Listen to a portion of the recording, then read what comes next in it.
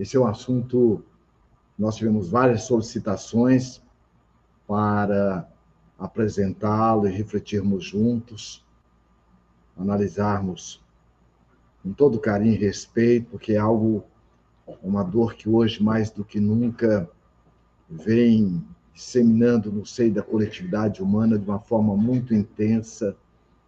Nós estamos vendo alto índice, muitas vezes, de suicídio, fruto justamente da dificuldade de lidar com essas síndromes. A depressão e a ansiedade é uma delas que vem, assim, a gerar grandes machucaduras.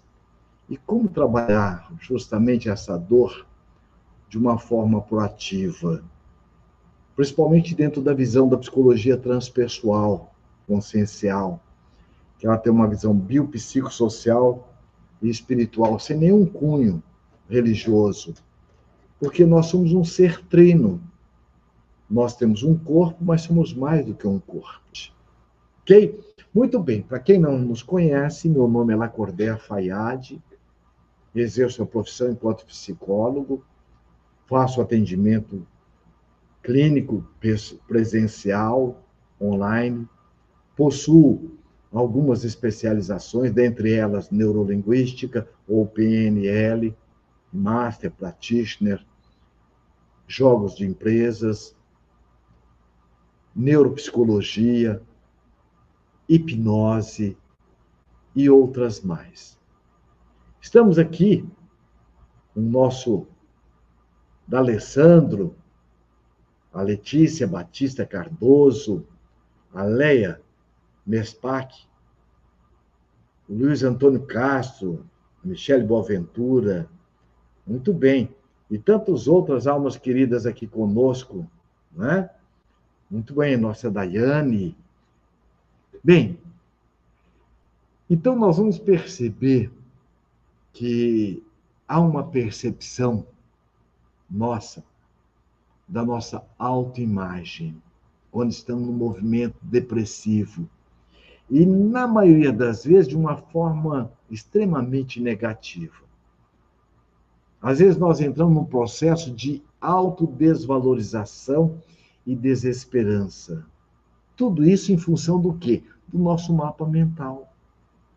Com isso, o que acontece? Eu passo agora a estimular neuroquimicamente o meu cérebro e eu passo a ter toda uma sensação de desânimo para tudo. E começo a achar que a situação ela não tem como resolver.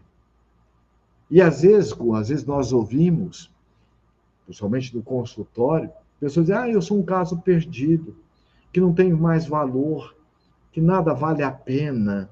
Olha como é uma desesperança. Algumas pessoas, inclusive, entram também num estado de ansiedade praticamente 24 horas por dia. Outras têm crises intermitentes de ansiedade. É cíclico, vai, volta, vai, volta. E aquelas que entram nesse processo da ansiedade, que está muito ligada à preocupação, acabam justamente de tanto se viciar nesse padrão mental, desenvolvendo a doença denominada transtorno de ansiedade generalizada. Por quê? De tanto a pessoa estar naquele padrão mental, a mente acaba configurando dessa forma. O que vai justamente caracterizar esse estado ansioso, primeiro, é essa ilusão de controle. Eu tenho que controlar tudo. Então, a pessoa gosta de controlar o mundo externo, o que as demais pessoas fazem, a forma como o mundo se organiza, o tempo futuro. Nós vimos isso muito forte no período da política. Aliás, nós estamos vivendo esse momento sociocultural de grandes desafios, onde muitas vezes famílias se desestruturaram em função dessas crenças limitadoras. Isso é muito compreensivo, porque nós somos movidos por crenças e valores. Agora, podemos estar perguntando, e como é que então se originam as doenças? Dr. Bernie Siegel, que escreveu um livro chamado Amor, Medicina e Milagres, e em sintonia com a própria Organização Mundial de Saúde, que não existem doenças, existem os doentes, né? Tem pessoas que estão no mesmo ambiente, pegou dengue, pegou chikungunya, e outra não. Agora, o mosquito, ele picou só uma pessoa? Não, ele de forma variada. Agora, por quê? Existe um fator muito importante, que é o nosso fator mental. O nosso fator mental, ele é o nosso escudo. Ele é realmente quem vai nos proteger, estimulando o nosso corpo nessa harmonia metabólica. Então, na doença, nós vamos perceber que ela vem de ordem emocional ou afetiva. E quem que tem emoção? Quem tem afetividade? Quem que entra em desalinho? Nós, enquanto ser pensantes, ou nós, enquanto espírito. Então, a doença, ela se origina de sentimentos de desamor. Aquela pessoa que fica se autodescaracterizando, a pessoa que fica se sentindo vítima da vida, o rejeitado, o abandonado, o incapaz. E perante o universo não há ninguém incapaz, não há ninguém em abandono. As oportunidades que o universo oferece é para todos. Agora, o universo é respeitoso. A oportunidade bate na porta de todo mundo, bate na porta, mas não arromba a porta e nem vai abrir a fechadura. Então, quem vai abraçar as oportunidades, isso é de cada um de nós. Nós vamos perceber numa família, há aquele que deslancha, aquele que vai junto, embora tendo sido cuidado e criado no mesmo caldo sociocultural. Então, tudo depende da persona, da personalidade de cada um. Então, quando eu entro nesse desalinho mental, nesse desarranjo energético, psíquico, emocional, esse desarranjo, esse quanto energético em desequilíbrio, é que vai justamente se manifestar nas doenças. Dr. Pierre Rivaio, foi o diretor da Universidade da Paz, onde tivemos a oportunidade de fazer um curso com ele de transpessoal. Então, ele escreveu um livro, O Corpo Fala. Então, aquilo que nós não estamos querendo ver em nós, aquilo que eu estou ouvindo em mim e não quero escutar, o que eu estou vendo em mim e não quero ver, vai manifestar no corpo, através de doenças, as doenças autoimunes. Por exemplo, a pessoa que tem um padrão mental de rigidez, de ilusão de controle do outro, da circunstância, do tempo, ela fica tensa. E se ela fica tensa, o que vai refletir? Artrose, artrite, problema de estômago, insônia, cefaleia, uma série de doenças que vêm em função dos nossos padrões mentais. Agora, a doença, ela não é uma inimiga, ela é um carteiro. Está nos convidando a refletir. Anota aí 3 perguntas fundamentais. Pode anotar. Primeiro, é você estar se perguntando: por que estou nessa situação? Isso é muito importante. Por que estou nessa situação? Ou seja, o que eu fiz? Ou o que eu deixei de fazer que eu estou nessa situação? Ou seja, se você está numa situação de desafio com você mesmo, seja ela de ordem emocional, afetiva, familiar, financeira, é aquela pergunta: o que aconteceu antes que tudo acontecesse? Ou qual foi a sua contribuição?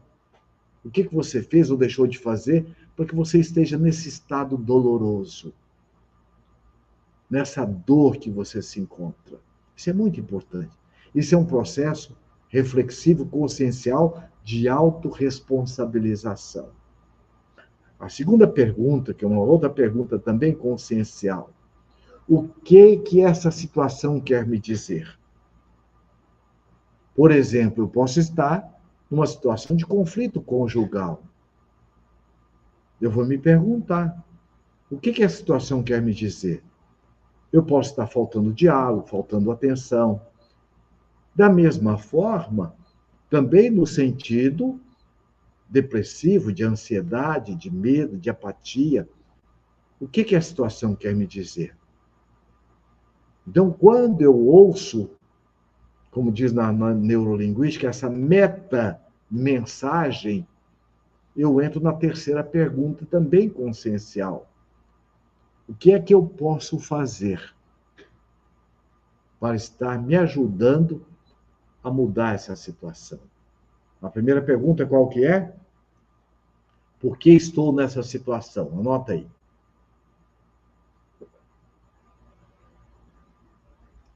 A segunda, o que essa situação quer me dizer? E a terceira, como eu posso agir? Porque quem faz o que sempre fez, vai ter que resultado. Que sempre teve. Se eu quero ter um resultado diferente, é fundamental, é importante que eu busque implementar algo diferente. Portanto, dentro dessas situações, seja de ordem depressiva, seja de ordem da ansiedade, ou qualquer nível de doença, nós vamos ter duas posturas, dois comportamentos, e não atitude, que não nos ajuda. Há diferença? Há. Atitude, a pessoa foca naquilo que ela pode resolver diante do problema. Comportamento, aquela pessoa que cria o problema do problema. Ah, é muito difícil. Ah, eu não dou conta. Ah, eu não consigo. Isso é comportamento.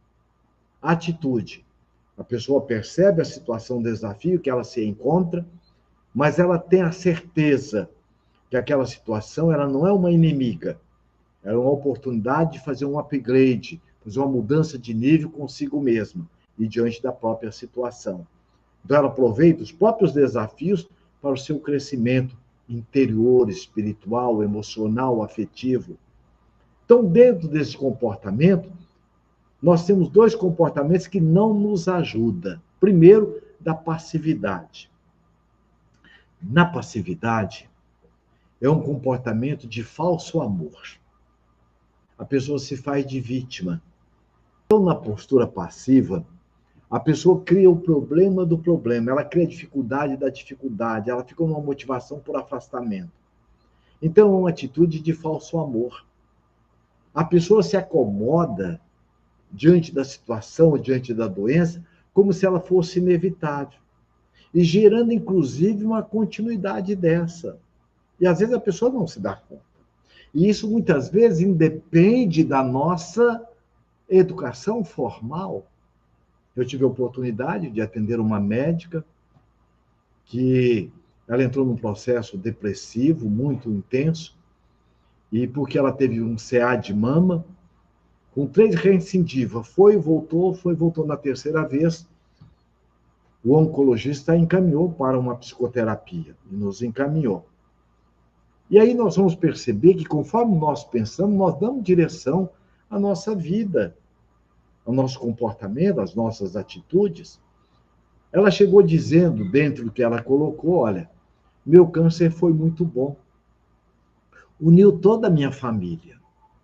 Eu nunca ganhei tanta atenção e carinho como neste período. Então, quando ela ia ficando bem, cada um dos seus familiares ia tomando seu rumo. E outra coisa que interfere muito é o nosso caldo sociocultural. Muitas vezes nós confundimos que nós somos a nossa criação. Não somos. Nós somos mais do que a nossa criação. Nós somos mais do que a nossa história. Filho de alcoólatra não quer dizer que tem que ser alcoólatra. Embora as machucaduras fiquem, como nós estamos vendo. Transformar as machucaduras em oportunidades de crescimento. Então ela, essa médica, eram 3 irmãs. A mais velha era a queridinha da mãe. A mais nova era a queridinha do pai, no conceito dela. E a mãe também dizia para ela, olha, a única coisa que escapa em você é que você, além de ser trabalhadeira na fala dela, e você é estudiosa. Mas se eu ficar doente, não é você que vai cuidar de mim. Porque você é bruto igual uma porta. Isso é a fala dela. E aí nós vamos perceber que nosso processo socioafetivo, ele é um fator interveniente, mas não é um fator preponderante. Por isso, o autoconhecimento é fundamental, para que nós possamos estar nos ajudando numa ressignificação das nossas crenças e valores. Se são crenças limitantes, como é que eu posso transformar em crenças proativas? Porque dentro de nós não há mapa de derrota, há fatos. A forma como eu me organizo, a forma como eu dirijo diante dos fatos, é que me leva a me sentir capaz ou não, feliz ou não. Então, nesse caso, ela foi buscar o autoconhecimento e foi justamente um dos fatores, quando pergunta quem é a pessoa mais importante da sua vida. É uma pergunta para você pensar também. Quem é a pessoa mais importante da sua vida? Quem é a pessoa que Deus criou e deu para você cuidar? É você mesmo. Às vezes nós ouvimos várias citações. É o marido, é o filho, é tal. Nunca ouvi falar sogra, não sei por quê. Né? E às vezes nós não nos damos conta disso. Não tem como eu terceirizar minha vida para alguém vivê-la. E quando eu não estou me percebendo, eu fico vazio de mim mesmo. Ninguém foi criado para ficar vazio. Aí eu vou buscar no outro, porque eu fico numa relação de superficialidade. Então, muitas vezes, ficamos numa relação pendular. Então, no caso dela, quando aqueles familiares não correspondiam à sua expectativa, ela entrava numa revolta muito grande, porque todos os familiares viviam em torno da sua situação financeira, porque ela era uma pessoa, em termos de negócio, muito proativa. Ela era realmente que tinha uma visão de negócio fora de série, tanto é que ela montou uma big de uma clínica e os familiares todos trabalhavam em torno da sua coordenação. Mas afetivamente, emocionalmente, ela tinha essa carência afetiva ou numa imaturidade psicológica infantil da sua criança interna ferida.